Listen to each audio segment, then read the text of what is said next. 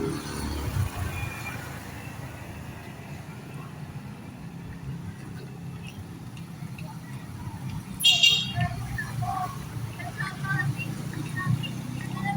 ko alam guys kung nabubuluhan na ako. Mapapaisip talaga ako lagi. Parang ito yung moment na hanap ko yung mag-isa lang. Maglalakad.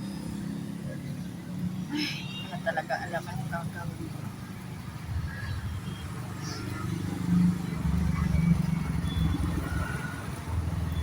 Kasi meron namang iba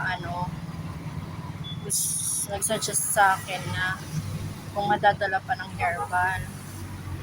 Kaso, yun nga, sabi nga nila, malaki na nga daw yung bukol nila, ganyan-ganyan, pero nadadala pa sa gamot na sinabi nila sa akin.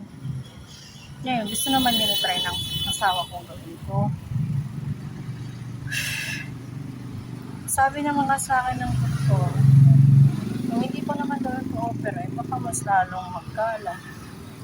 Ay, hindi ko na alam.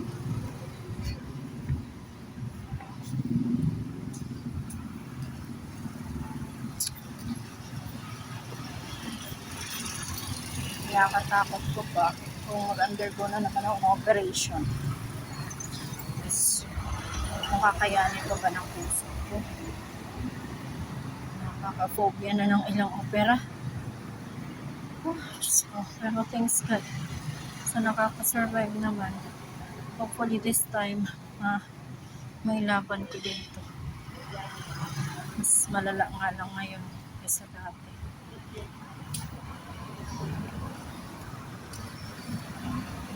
Malapit na ako sa clinic ni Doc.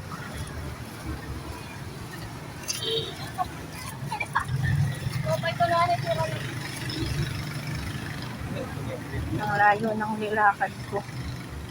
Kasi yung nasakyan ko, mag-aano na pala siya, gagarahe.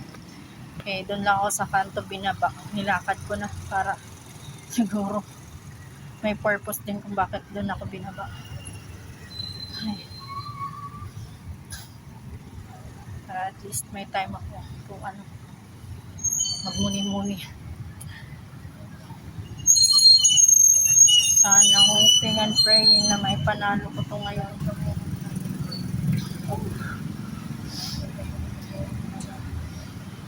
Hindi ko alam ako saan ako huhugot ng lahat-lahat. So, na ko pa din to kay Lord. Si Lord na bahala sa akin. Ang ganda ng restaurant na yan, guys. Malapit na ako sa clinic ni Doc. Konti pa lang yung tao. Pero abutin ako niyan. Mamaya na. Ay, mamaya. For sure, abutin pa ako niyan ng oras.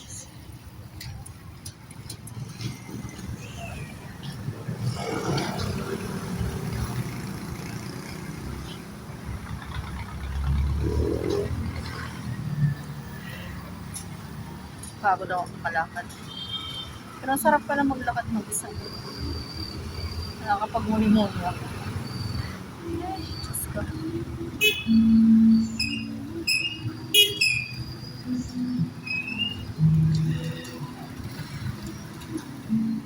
Gawin na ako.